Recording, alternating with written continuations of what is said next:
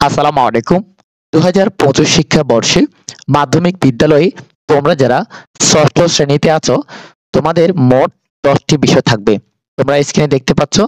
আর তোমাদের সুবিধার্থে PDF ফাইলটির link আমরা এই ভিডিওর ডেসক্রিপশনে দিয়ে দিয়েছি। তোমরা ডাউনলোড করে দেখে নিতে পারবে। এখানে দেখো তোমাদের ১০টি বিষয়ে মোট নম্বর থাকবে ৮০০, বিষয় থাকবে ১০টি। চলো আমরা একটু দেখে নিই।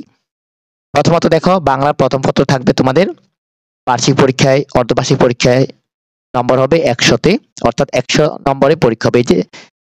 এই দেখো, লিখিত সামষ্টিক মূল্যায়ন অর্থাৎ অর্ধবার্ষিক এবং বার্ষিক। অর্ধবার্ষিক এবং বার্ষিক তোমাদের পরীক্ষা হবে মোট ২টি। তোমরা যারা ২৫ শিক্ষাবর্ষে ষষ্ঠ শ্রেণীতে আছো মাধ্যমিক বিদ্যালয়ে, তোমাদের ২টি পরীক্ষা হবে, অর্ধবার্ষিক পরীক্ষা এবং বার্ষিক পরীক্ষা।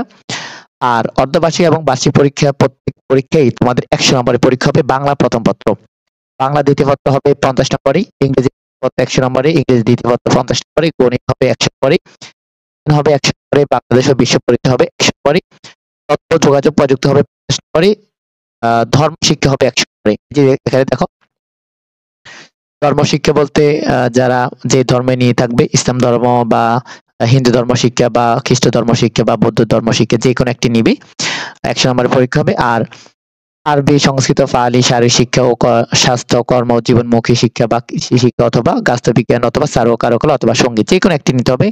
পরীক্ষা হবে ৫০ নম্বরে। মোট তোমাদের ষষ্ঠ শ্রেণীতে ৮০০ নাম্বারে পরীক্ষা হবে।